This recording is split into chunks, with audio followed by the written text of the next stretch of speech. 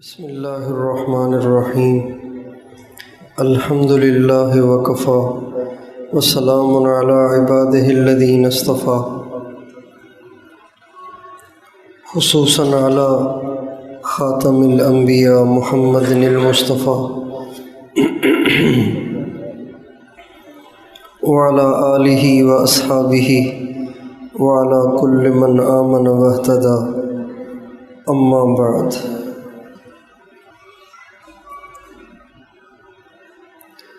ہمارا یہاں جمع ہونا روایتی اور رسمی نہیں ہے، بلکہ ہمارا یہاں جمع ہونا ایک مقصد کے لیے ہے۔ آپ میں سے کوئی سینکڑوں کلومیٹر دور سے آیا ہے، کوئی 1000 سے زیادہ، 2000، 2500 کلومیٹر دور سے آیا ہے، اور رمضان کا مہینہ تو ویسے بھی ہر انسان گھر میں گزارنا چاہتا ہے، اس لیے کہ گھر میں سہولتیں زیادہ ہوتی ہیں، لیکن اتنی قربانی کر کے رمضان کا مہینہ اور اس میں مشقت، پھر اس میں سارا دن اعمال، یہ کسی مقصد کے لیے ہے، یہ رسمی نہیں ہے، یہ کوئی رواجی چیز نہیں ہے، بلکہ ہم سب کا جمع ہونا ایک مقصد کے تحت ہے۔ وہ مقصد یہ ہے کہ زندگی گزر گئی گناہ کرتے کرتے، یہاں تک کہ گناہ ہماری عادت بن گئے، گناہ ہماری عادت بن گئے۔ جب کوئی چیز عادت بن جائے نا، تو انسان اسے چھوڑنا بھی چاہتا ہے تو چھوٹتی نہیں، چونکہ عادت بن گئی ہے۔ جیسے ہاتھ ہلانے کی عادت ہو، اس کو خود کو برا بھی لگتا ہے لیکن پھر بھی وہ چھوڑ نہیں پاتا۔ جیسے کسی نشے کی عادت پڑ جائے تو اس کو پتہ ہے کہ یہ بری چیز ہے، لیکن وہ چھوڑ ہی نہیں پاتا۔ ایک ساتھی آئے یہاں پہ، کہنے لگے مجھے ایک بہت بری عادت ہے۔ میں نے کہا کیا؟ کہنے لگے میں اپنی داڑھی کو کھینچتا رہتا ہوں۔ اور واقعی نوجوان آدمی کاٹتا بھی نہیں تھا، پھر بھی اس کی داڑھی بالکل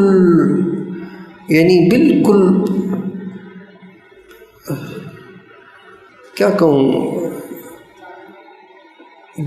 ایک دو سوت ہوگی داڑھی اس کی، بالکل ہلکے سے بال۔ کہنے لگے میں نے کبھی کاٹی نہیں، کبھی مونڈی نہیں، لیکن مجھے عادت ہے داڑھی کو کھینچنے کی، تو میں کھینچتا رہتا ہوں، بال اکھڑتے رہتے ہیں، عادت ہو گئی ہے۔ بہت کوشش کی ہے، وظیفے بھی کیے ہیں، دعائیں بھی کرائی ہیں، لیکن مجھ سے یہ عادت چھوٹ نہیں رہی، اس لیے میری داڑھی بڑھ نہیں رہی۔ تو زندگی گزر گئی ہے برے ماحول میں، گناہ کرتے کرتے۔ اب ہم یہاں اس لیے جمع ہوئے تاکہ مل بیٹھ کے اللہ کی باتیں کریں، اللہ کی باتیں سنیں، اللہ کے گھر میں رہیں، اپنا پل پل نیک کاموں میں گزاریں، تاکہ جو عادتیں بگڑی ہوئی ہیں وہ عادتیں درست ہو جائیں۔ یہ مقصد ہے ہمارے جمع ہونے کا۔ اب یہ ہر ایک کو سوچنے کی بات ہے کہ جو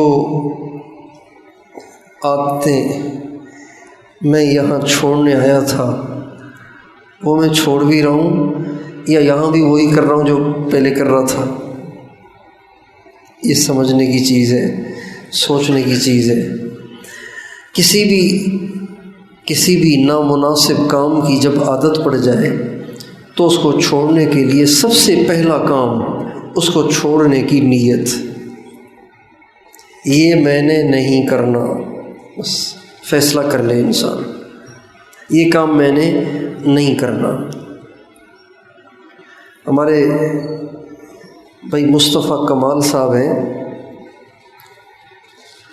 نام سنا ہوگا آپ نے، کراچی کے۔ ہم تھے جماعت میں،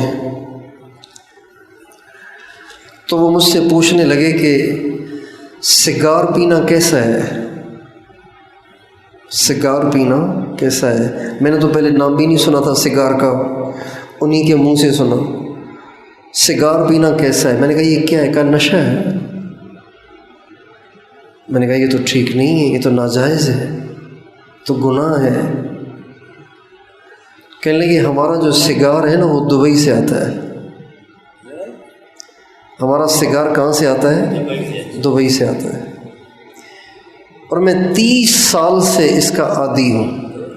کتنے سال سے؟ 30 سال سے اس کا عادی ہوں۔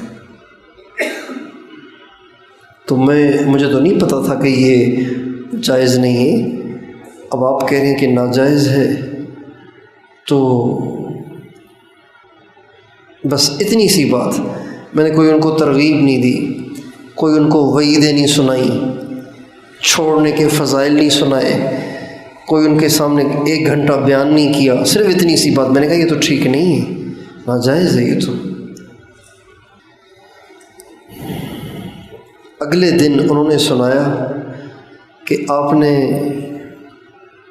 کل جو کہا تھا نا کہ سگار پینا ٹھیک نہیں ہے، تو جتنے سگار ہم لائے ہوئے تھے وہ سب میں نے پھینکوا دیے، کچرے میں ڈلوا دیے، کسی کو دیے بھی نہیں، بیچے بھی نہیں، پھینکوا دیے، ضائع کر دیے، اور توبہ کر لی ہے اور نیت کر لی ہے آج کے بعد کبھی سگار نہیں پئیں گے۔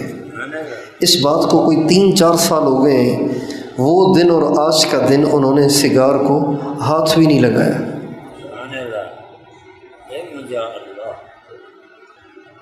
کسی چیز کو چھوڑنا ہو نا تو سب سے بنیادی چیز نیت،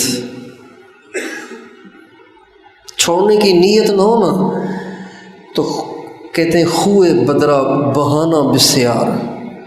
جب کسی کو کسی بری عادت کی لت پڑ گئی ہو نا اور وہ اسے چھوڑنا نہ چاہتا ہو تو پھر 100 بہانے ہیں، یہ ہے اور وہ ہے، یوں اور وہ، چونکے اور چنانچہ، وہ سی انسان باتیں بنا لیتا ہے، لیکن نیت کر لے تو پھر کیا مسئلہ ہے۔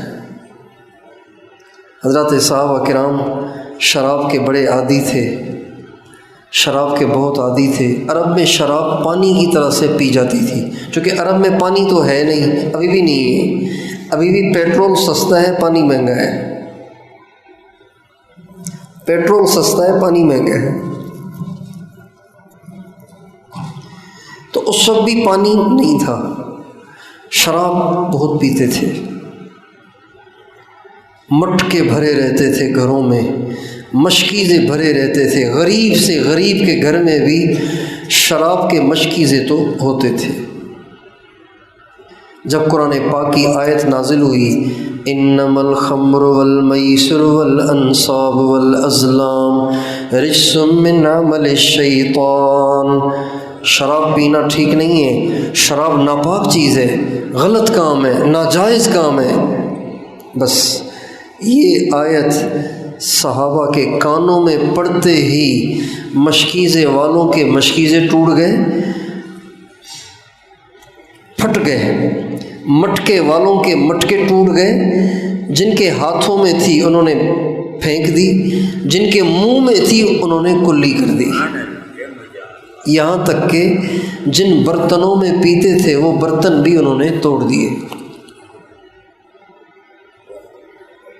تو انسان اگر نیت کر لے تو پھر مشکل نہیں ہے کسی کام کو چھوڑنا۔ تو اس لیے سب سے پہلی چیز یہ کہ زندگی میں جتنے ہم سے گناہ ہوئے ہیں، جتنی ہم میں بری عادتیں ہیں، ہم ان سب کو چھوڑنے کی نیت کریں۔ کل ایک ساتھی سے ملاقات ہوئی، مجلس میں آئے تھے، کہنے لگے کہ جب سے رمضان شروع ہوا ہے میں نے اپنی زندگی میں بڑے غور سے ریسرچ کی، تحقیق کی کہ مجھ میں کون کون سی بری عادتیں ہیں، کون کون سے گناہوں میں مبتلا ہوں۔ تو بہت غور سے تحقیق کرنے کے بعد جو گناہ مجھے سمجھ میں آئے وہ سارے میں نے لکھے ہیں، اور جب سے رمضان شروع ہوا ہے تب سے ان کو نہیں کیا۔ اور رمضان کا مہینہ میں ان میں سے کوئی کام نہیں کروں گا۔ اللہ کی ذات سے امید ہے کہ جب رمضان کا مہینہ نہیں کروں گا اللہ سارا سال مجھے بچائیں گے۔ کتنی اچھی سوچ ہے یہ۔ اللہ تعالیٰ یہی فرماتے ہیں نا، یا ایھا الذین آمنوا کتب علیکم الصیام کما کتب علی الذین من قبلکم لعلکم تتقون، تم پر روزے اس لیے فرض کیے گئے ہیں تاکہ تم میں تقوی پیدا ہو۔ تو سب سے پہلی چیز یہ کہ ہم جتنی ہم میں کمیاں، کوتاہیاں، خرابیاں، بری عادتیں ہیں ان کو چھوڑنے کی نیت کریں۔ اگر ہم نے ابھی تک نہیں کی، امید ہے کہ کر لی ہوگی، لیکن ابھی بھی نہیں کی، 5 روزے گزر گئے، 5 روزے گزر گئے نا، پتہ ہی نہیں چلا۔ دیکھو ابھی چاند کا اعلان ہوا تھا، 5 روزے بھی گزر گئے۔ اسی طرح رمضان چلا جائے گا اور اللہ تعالیٰ نے جو تقوی پیدا کرنے کا نسخہ تجویز کیا ہے وہ موقع پھر ہاتھ سے نکل جائے گا، اور پھر اگلے سال پتہ نہیں کس کو ملتا ہے رمضان۔ اس لیے نیت کریں کہ زندگی میں جتنی کوتاہیاں ہیں ان سب سے ہم توبہ کرتے ہیں، اب ہم اس کو نہیں کریں گے۔ اور اگر کسی کو معلوم ہی نہیں کہ مجھ میں کیا کیا کوتاہیاں ہیں تو اس ساتھی کی طرح ہم اپنے پاس ایک لسٹ بنائیں۔ ایک تو مجھے غیبت کی عادت ہے، ہو جاتی ہے مجھ سے، ایک۔ دوسرا، موبائل کو میں بڑا فضول استعمال کرتا ہوں، 2۔ تیسرا، بیوی سے لڑتا ہوں، بدتمیزی کرتا ہوں، لڑتا ہوں، 3۔ اپنے ملازموں کو ڈانٹتا رہتا ہوں، ذلیل کرتا رہتا ہوں، ان کی پگڑی اتارتا رہتا ہوں، 4۔ نماز بہت جلدی پڑھتا ہوں، 5۔ تلاوت نہیں کرتا ہوں، 6۔ تہجد نہیں پڑھتا، 7۔ مراقبے کا اہتمام نہیں، 8۔ کوئی حسین چہرہ دیکھوں تو بس اسے دیکھتے ہی رہنے کو دل کرتا ہے، 9۔ ہر وقت دل غافل رہتا ہے، اللہ کا دھیان نہیں رہتا، 10۔ لکھتے جائیں، جمع کرتے جائیں، جمع کرتے جائیں، جمع کرتے جائیں، ساری برائیوں کی لسٹ بنائیں اور ہر ایک کی نیت کریں، آج کے بعد غیبت نہ کروں گا نہ سنوں گا، ختم۔ موبائل کا غلط استعمال، آج کے بعد موبائل کے استعمال کے لیے ٹائم مقرر کروں گا، اس کے علاوہ موبائل کو ہاتھ بھی نہیں لگاؤں گا۔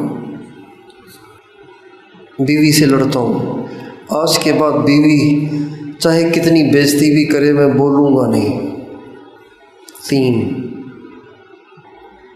نیت کرتے جائیں، ہر ایک کی الگ الگ نیت کرتے جائیں، نیت کر کے پھر پڑھیں 2 رکعت،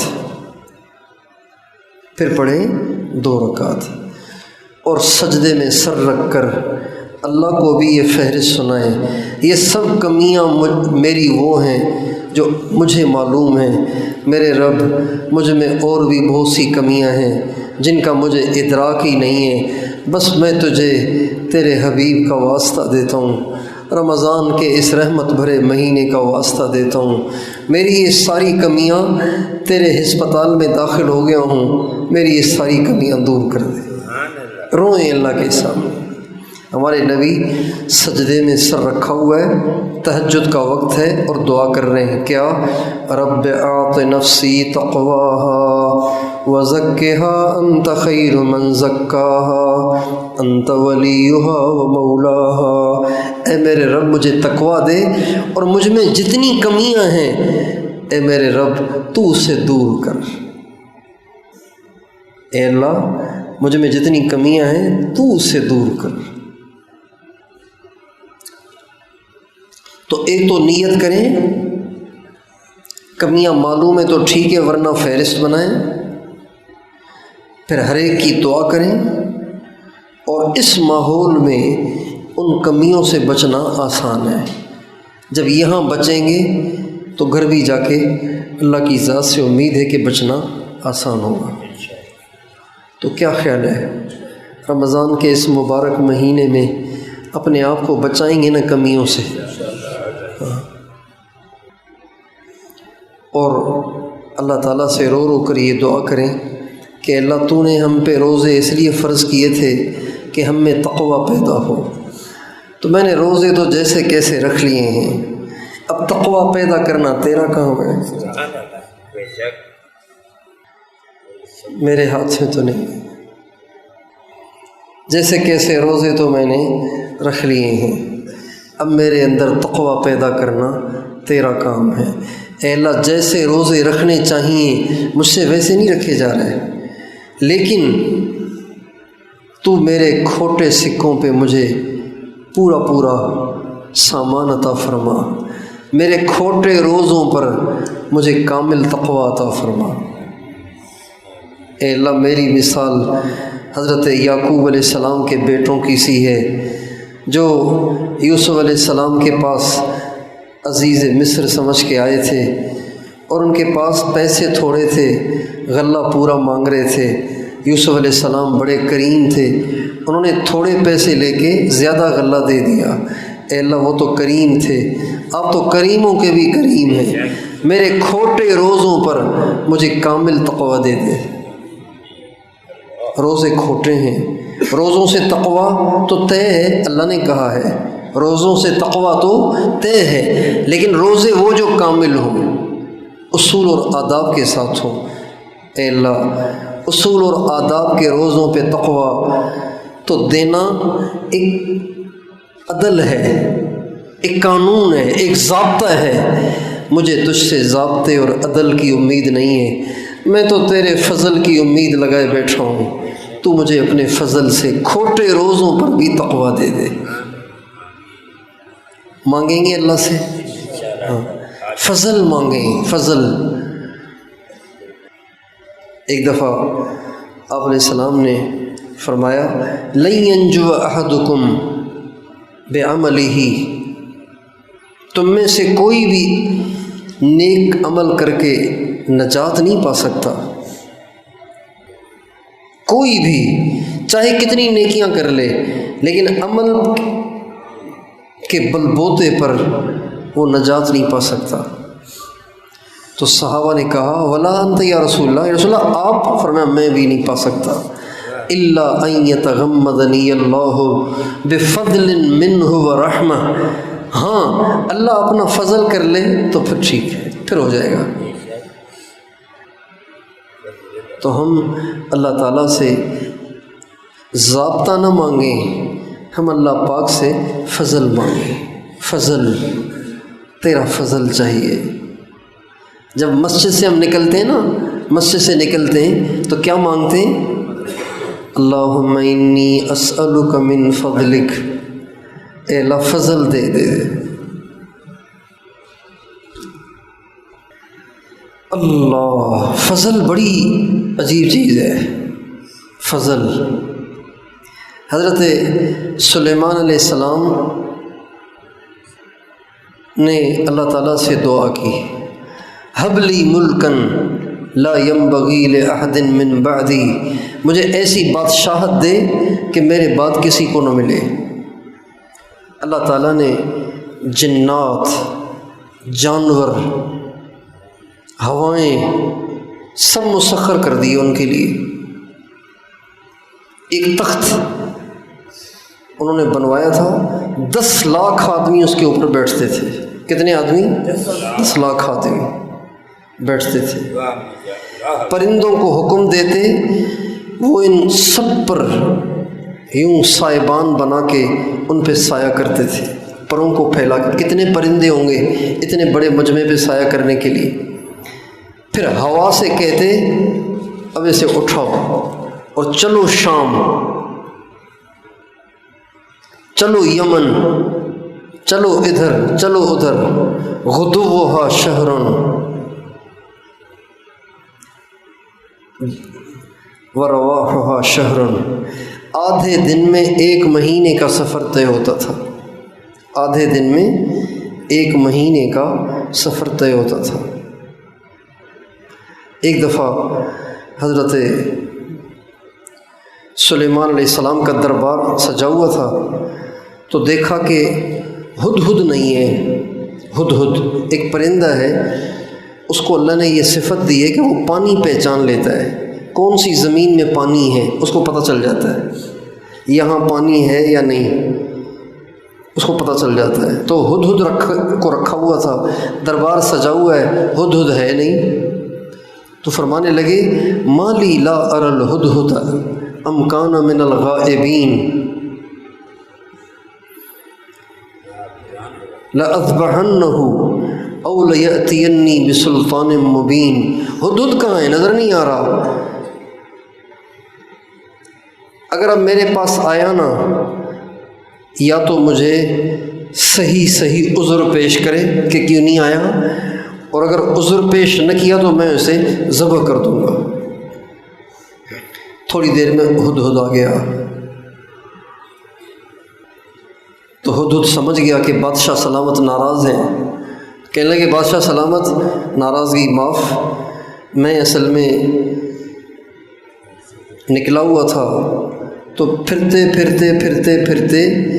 ایک جگہ کے پاس سے گزرا، ایک بستی کے پاس سے گزرا، ایک علاقے کے پاس سے گزرا جہاں پہ ایک عورت ہے، وہ عورت اس علاقے کی بادشاہ ہے، اس کا نام بلقیس ہے، اس کے پاس ایک بہت بڑا تخت ہے، اور وہ سب کے سب سورج کو سجدہ کرتے ہیں۔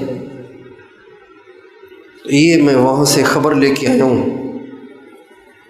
ان کا اچھا ٹھیک، ایسے کرو، تم یہ میرا خط ہے یہ لے کر جاؤ اور جا کے اس بلقیس کو دے آؤ۔ خط لکھا انہو بسم اللہ الرحمن الرحیم، میں شروع کرتا ہوں اللہ کے نام سے جو بڑا مہربان نہایت رحم کرنے والا ہے۔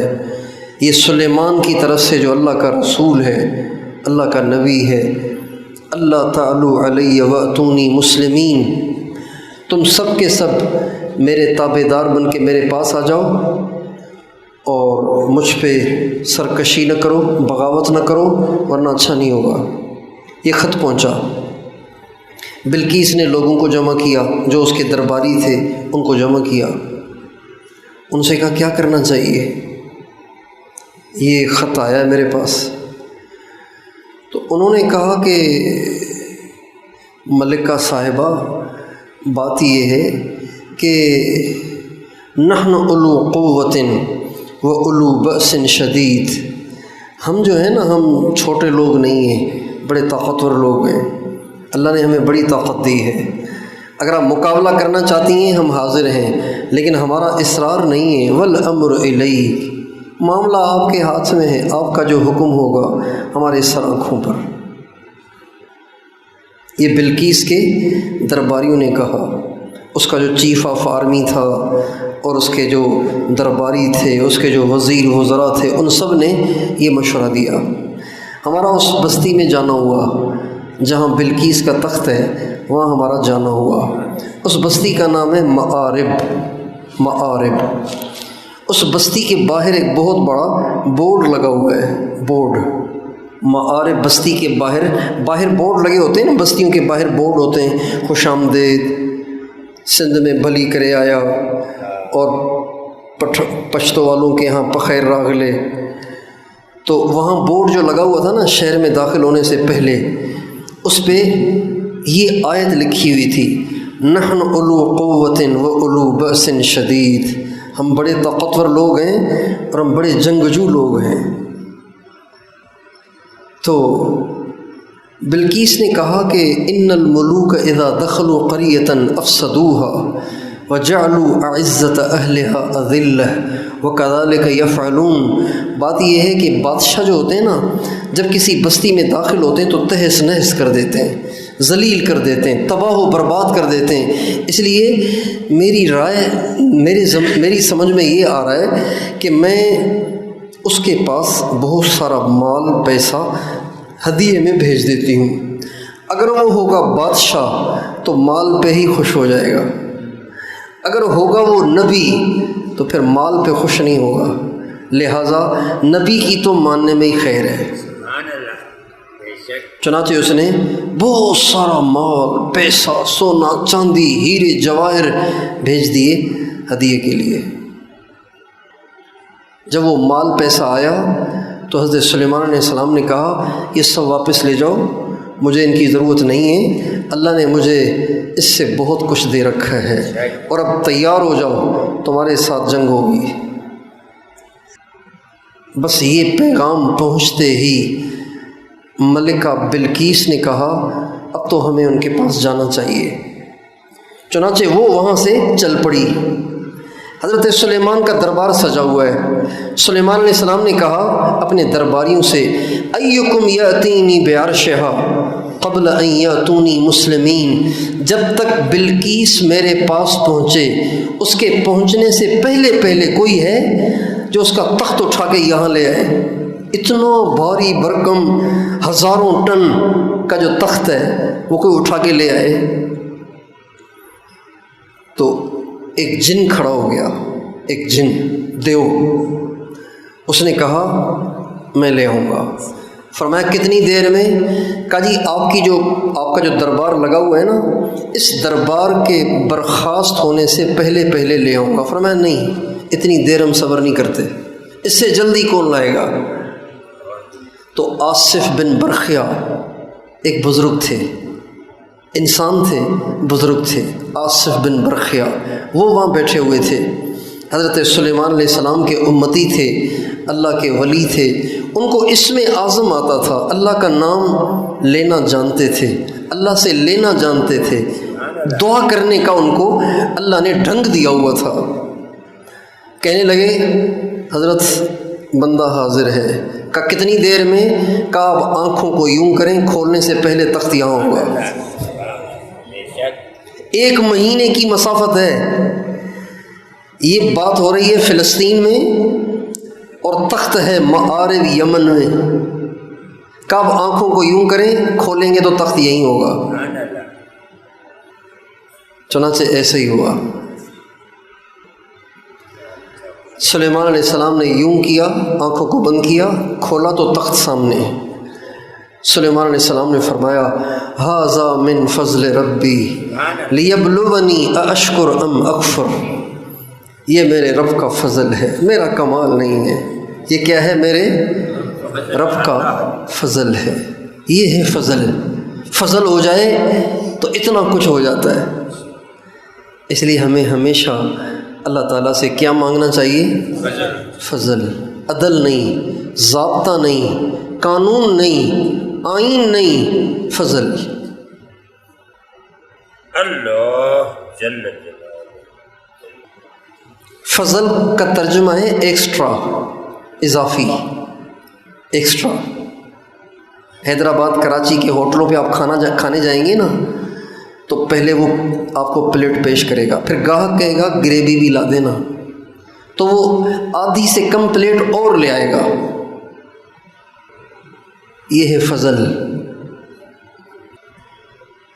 اللہ تعالیٰ قرآن پاک میں فرماتے ہیں وَمَن يُطِعِ اللَّهَ وَالرَّسُولَ فَأُولَٰئِكَ مَعَ الَّذِينَ أَنْعَمَ اللَّهُ عَلَيْهِمْ مِنَ النَّبِيِّينَ وَالصِّدِّيقِينَ وَالشُّهَدَاءِ وَالصَّالِحِينَ وَحَسُنَ أُولَٰئِكَ رَفِيقًا۔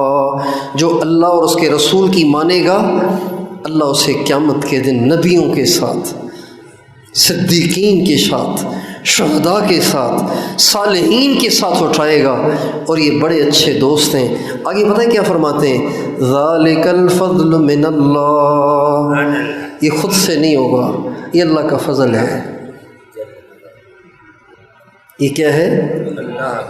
یہ کیا ہے؟ اللہ جسے چاہے دے۔ تو اللہ تعالیٰ سے کہیں یا اللہ کھوٹے روزوں پہ کامل تقویٰ دے دے۔ روزوں پہ تقویٰ تو ملنا یقینی ہے، اس لیے کہ اللہ نے کہا ہے کہ روزے سے تقویٰ ملے گا، روزے سے تقویٰ ملے گا، اللہ نے کہا ہے۔ لیکن ویسے روزے بھی تو ہونا، ہمارے روزے وہ نہیں ہیں۔ اگر ہمارے روزے وہ ہوں اور پھر تقویٰ ملے تو یہ ضابطہ ہے، یہ آئین ہے، یہ قانون ہے، یہ عدل ہے۔ لیکن کھوٹے روزے رکھ کر بھی تقویٰ ملے تو یہ اس کا فضل ہے۔ تو مانگیں گے اللہ سے فضل، مانگیں گے نا۔ اس رمضان کے جانے سے پہلے پہلے ہمیں اللہ سے تقویٰ کو لینا ہے، متقی بننا ہے، بری عادتوں سے نجات کو پانا ہے، گندی عادتوں کو چھوڑنا ہے، کامل متقی بننا ہے۔ سر سے لے کے پاؤں تک ہمارا سارا وجود تقویٰ کے نور سے منور ہو۔ اللہم اعنی بالعلم وزینی بالحلم وجملنی بالتقوی، ہمارے نبی کی دعا ہے۔ اللہم انی اسألک الہدی والتقی والعفاف والغنی ومن العمل ما ترضی۔ اللہ تعالیٰ مجھے بھی آپ کو بھی ان کھوٹے روزوں پہ کامل تقویٰ دے دے۔ اس کو مانگنا ہے آپ نے، صرف سننے کے لیے نہیں ہے یہ باتیں، اس کو ہم نے رو رو کے اللہ تعالیٰ سے مانگنا ہے۔ جب آپ اللہ پاک سے فضل مانگیں گے نا، اللہ خوش ہوں گے۔ ایک دکاندار کے پاس آپ جائیں کوئی چیز خریدنے کے لیے، بچوں کے لیے آپ کوئی کھلونا لینا چاہتے ہیں، وہ کھلونا ہے 1500 روپے کا، آپ نے اس کو 100 روپے کا نوٹ نکال کے دیا اور کہا بھائی میرے پاس تو یہی ہے۔ وہ کہے گا چل یار دماغ نہ کھا، تیرے جیسے گاہک ہمیں پریشان کرتے رہتے ہیں۔ اس لیے کہ یہ اس کی قیمت ہے ہی نہیں، اس کھلونے کی قیمت 100 روپے ہے ہی نہیں، لہذا نہیں ملے گا۔ لیکن اگر کوئی ہوگا نا سخی، کوئی ہوگا نرم دل، کوئی ہوگا رحم دل، کوئی ہوگا احساس والا، تو وہ کہے گا اچھا تو اس کی قیمت تو 1500 ہے، آپ 100 روپے کیوں دے رہے ہیں؟ تو وہ معصومانہ چہرے کے ساتھ کہتا ہے میرے بچے نے یہ کھلونا دیکھ لیا ہے، وہ روزانہ روتا ہے تو مجھ سے اس کا رونا دیکھا نہیں جاتا، تو میں نے کہا چلو آج ٹرائی تو کروں، شاید اللہ دے دے۔ تو اس لیے میری جیب میں تو ہیں ہی 100 روپے، آپ دے دیں گے تو مہربانی ہوگی، نہیں دیں گے تو آپ کو اس کا حق ہے کہ آپ نہ دیں، چونکہ کھلونا ہے ہی 1500 روپے کا۔ بتائیے اگر احساس والا دکاندار ہوگا تو دے دے گا کہ نہیں دے دے گا؟ دے دے گا کہ نہیں دے دے گا؟ تو اللہ سے زیادہ احساس والا کوئی ہے؟ جب آپ کہیں گے کہ یا اللہ میں نے کوشش کی ہے لیکن اب کیا کروں، زندگی بھر کی بری عادتیں، تو مجھ سے صحیح روزہ رکھا ہی نہیں گیا،